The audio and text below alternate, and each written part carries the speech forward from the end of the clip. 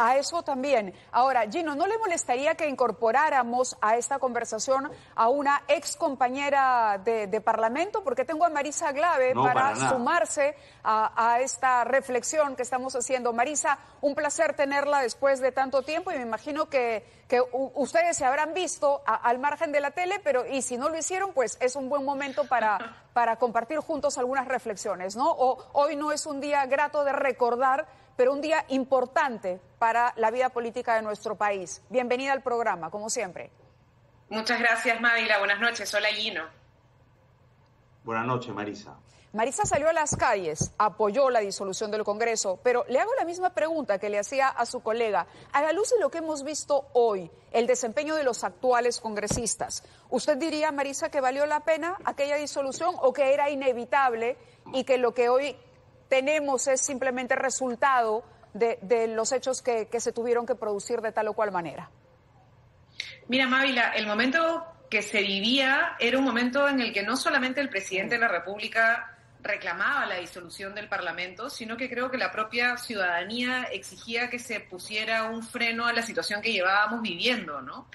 Hay que recordar que todo el paquete de reformas electorales y reformas políticas que se plantearon tenían como fondo el análisis de una crisis política muy grande, crisis de la que no logramos salir, Mávila. Se han tomado decisiones a lo largo de este último quinquenio que a veces olvidamos, es decir, cambiamos a PPK por Vizcarra, ¿no es cierto?, un momento de cambio de presidente, hemos cambiado de parlamento, el parlamento en el que estuve yo, por el actual parlamento, y sigue existiendo una crisis. La crisis va a mantenerse, y cuando hay picos, pues hay distintos mecanismos de solución. El que se encontró en ese momento fue precisamente la disolución constitucional, que yo creo que ya quedó claro, estaba en el marco de lo que la ley permitía, digamos, ¿no?, dentro de la actual Constitución. El tema de fondo que habrá que reflexionar hoy es, incluso con el marco legal que hoy tenemos, qué cosas se puede hacer para sostener el año que queda y para que el próximo gobierno que nos toque no pase por la misma situación de crisis por la que estamos viviendo ahora. Es una buena pregunta que traslado a Gino Costa. ¿Cómo hacer para sostener lo que tenemos ahora y llegar de cara al bicentenario de la mejor manera posible? Creo que la única manera de hacerlo es a través del diálogo y el entendimiento entre los poderes del Estado, tratando de reducir lo máximo posible los temas de controversia y de conflicto y trabajando alrededor de aquellas cosas que nos unen, que son muchas en el marco de una tragedia como la que estamos viviendo y de un proceso electoral que todos queremos que sea ordenado y limpio. Creo que alrededor de eso se puede construir un diálogo, no para medidas de mediano y largo plazo como fue presentado Pacto Perú, sino para, digamos, entre el Poder Ejecutivo y el Legislativo, las bancadas, la mesa directiva por un lado, el presidente y su gabinete por el otro, para manejar esta situación con los menores sobresaltos posibles. Yo creo que eso es lo que hay que hacer, ojalá que se pueda hacer, es lo que exige el país de cara a los tremendos problemas que aún subsisten en el país, por supuesto, ¿no? De acuerdo, a pesar Gino, de la mejora de las últimas semanas. Claro, y está pendiente, seguramente, Gino, conversaremos más adelante acerca de el Tribunal Constitucional. El tema continúa, el tema fue motivo de aquella presentación de confianza, de la moción de confianza que hizo en ese momento el primer ministro, y hoy todavía no tenemos Tribunal Constitucional. Le agradezco a Gino Costa que haya estado con nosotros. Nos quedamos un ratito más con Marisa Glave. Gracias, Gino. Conversamos del TC. Gracias, Mávila. Pronto. Hasta luego, Marisa. Gracias. Nos vemos, Gino, chao. Y nos quedamos con Marisa. ¿Cómo analiza, ahora que ya no está Gino Costa, al Congreso hoy, Marisa? ¿Qué errores ha cometido? No cambia el que esté Gino o que no esté. No, ¿qué errores hemos seguido cometiendo, digo, como país, a la hora de elegir, a la hora de escoger a nuestros representantes en el Parlamento? El presidente debió, dicen algunos, poner una propuesta, una bancada, tener congresistas o por lo menos tender alianzas. No lo hizo y hoy nos hemos salvado de una vacancia, pero así, dicen algunos, con negociaciones bajo la mesa. ¿Cuál es su diagnóstico de la situación actual? A ver, yo no sé si son bajo la mesa. A mí me parece que el presidente tiene que negociar. O sea, es decir, no puede sostenerse si es que no intenta algún nivel de conversación o diálogo con los actores políticos presentes en el Parlamento. Y algunos de esos actores políticos tienen además representación en territorios, en gobiernos regionales, en gobiernos municipales, y creo que es absolutamente entendible y legítimo que exista este tipo de diálogo y este tipo de pacto en elementos mínimos. El tema es que no sean bajo la mesa, Mávila, el tema es que sean transparentes y claras, de acuerdo. ¿no es cierto? O sea, que pudiéramos tener no una especie de ida y vuelta del señor Acuña con que si apoya, no apoya, exige, no exige, en fin, uno nunca entiende muy bien los tweets, pero que finalmente lo que tendría que hacerse es una transparencia de que hay una agenda de gobernabilidad que está pactada en base a algunos puntos y que tiene relación también con la presencia de gobiernos regionales. Exacto. Hoy mismo, Marisa, ya ha tocado el tema sumamente interesante. El primer ministro, la ministra de Economía han ido a conversar con algunos representantes en el Parlamento sobre estas leyes o estos proyectos emanados del legislativo que generan controversia y que además le generan un problema tremendo a la caja fiscal. El tema de la ONP, por ejemplo, a la que se opusieron algunas bancadas y a la que parece no se van a oponer ahora. Es decir, podría haber un marcha atrás. Alianza para el Progreso, Acción Popular y por ahí me falta alguna más. Estas negociaciones, estas conversaciones son a las que usted se refiere. Estos pactos son válidos, pero tienen que estar transparentados. Si el señor Merino se reunió con el señor Vizcarra, tenemos que saber de qué hablaron puntualmente. O sea, tendríamos que asumir por lo menos como una práctica de transparencia la posibilidad de que se transmita a la opinión pública conclusiones posteriores a una reunión como esa, ¿no es cierto? Y cuáles fueron los temas de fondo. Mira, Mávila, hay mucho el discurso hoy de tenemos estallidos populistas, así le están diciendo a las decisiones que está tomando el Parlamento, exacto, ¿verdad? Exacto. Yo creo que hay que tener cuidado con cómo calificamos populista o no. Eso es un debate bastante más complejo porque normalmente tiene que ver con algo, comillas, popular, es decir, que la población quiere, ¿no es cierto? Y que en realidad tendríamos que evaluar por qué es que está ocurriendo. Pero una de las cosas que justo hoy día en una reunión previa recordaba una amiga, y es que una científica social, Chantal Mouffe, decía: los momentos populistas están asociados a momentos de profunda crisis de representación y tienen que ver con momentos en los cuales la ciudadanía no se siente reflejada por ninguno de los proyectos políticos vigentes y entonces hay una tendencia a hacer cualquier cosa que permita ganar relativa popularidad, digamos, ¿no? Y entonces yo creo que el momento que estamos viviendo ahora, Mávila, es una expresión más de la crisis política que venimos arrastrando.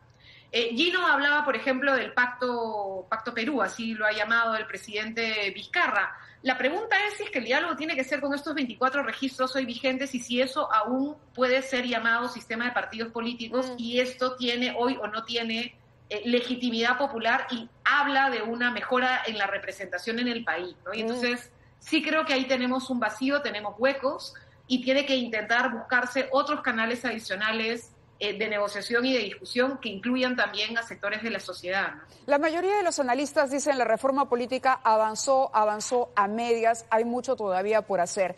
Pero al margen de la reforma política hay actitudes que se repiten en los parlamentos últimos que hemos tenido. Hoy, por ejemplo, noticia que aparece en los diarios, la Comisión de Ética rechaza indagar preliminarmente al señor Guillermo Aliaga por presuntos vínculos con los cuellos blancos. También desestima iniciar indagaciones contra congresistas Walter Rivera, Acción Popular, y Jorge Pérez Flores, Somos Perú.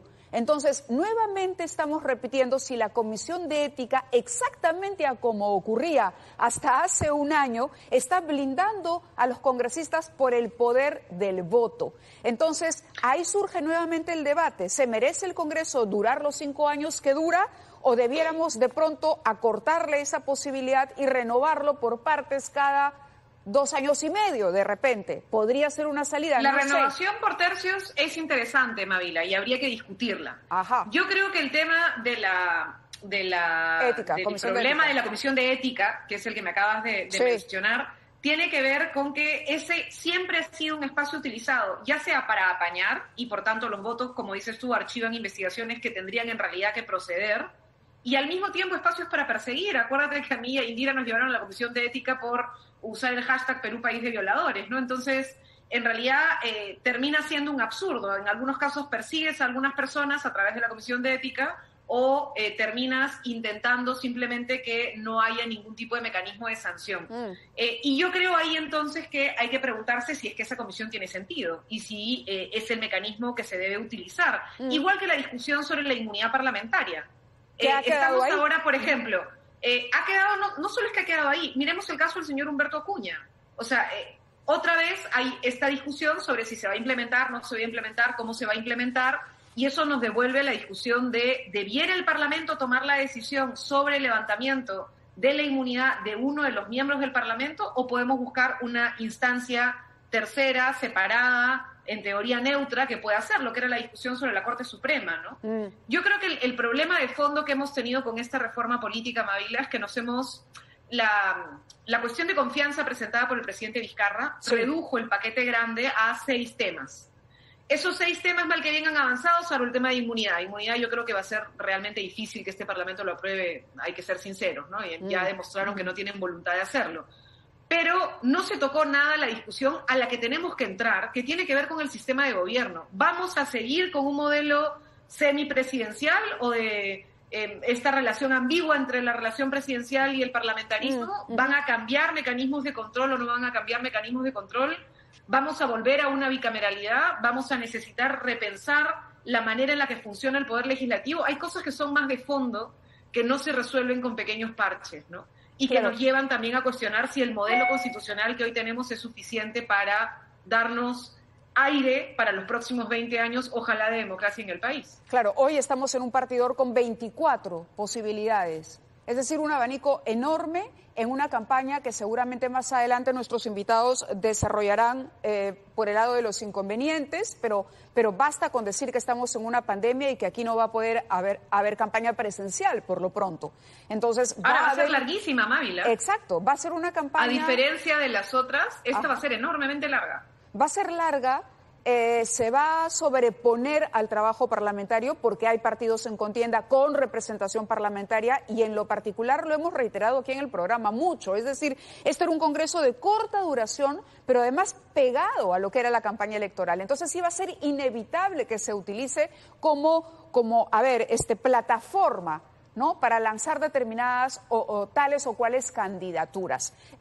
Dicho sea de paso, ¿cómo analiza la relación Merino-Vizcarra? ¿Llegará esta reunión, esta banderilla blanca que han sacado ambos en los últimos días? ¿Le podemos creer a ese pacto de caballeros o hay que estar siempre...? Mira, esos pactos de caballeros funcionan si es que hay una sociedad relativamente vigilante y activa. O sea, creo que una de las cosas que ha ido quedando clara es que el Parlamento avanza hacia un lado o no, dependiendo también de la legitimidad de las acciones que está tomando en la propia ciudadanía, ¿no? Y creo que una de las cosas que hizo que retrocedieran es el casi cargamontón que hubo en redes sociales y en opinión pública en contra de la posibilidad de una vacancia en este momento de crisis de salud económica y laboral, a la que ya le querías añadir también la crisis política, ¿no? Insostenible. Correcto. Pero lo interesante y quizá lo rescatable es que la ciudadanía, ya sea a través de las redes sociales, como en su momento fueron las marchas, nunca olvidaremos las marchas en los años, a finales de los 90, por ejemplo, ¿no? La ciudadanía era la que tomaba el control y finalmente hacía retroceder cualquier intentona de populismo o vulneración de las reglas que hay que respetar en una democracia decente. Le agradezco a Marisa Glave su presencia en el programa. Gracias, Marisa. Hasta una próxima oportunidad. Y bueno, estaremos atentos también a las iniciativas porque la queremos en política mucho tiempo todavía. Gracias. Gracias, Mávila. Yo no he sido parte de ningún jale en este 21. No me aclarando, hoy 30. Encantada de dialogar y de discutir y de analizar con ustedes. La experiencia es muy valiosa y en el futuro hablaremos. Gracias a Marisa.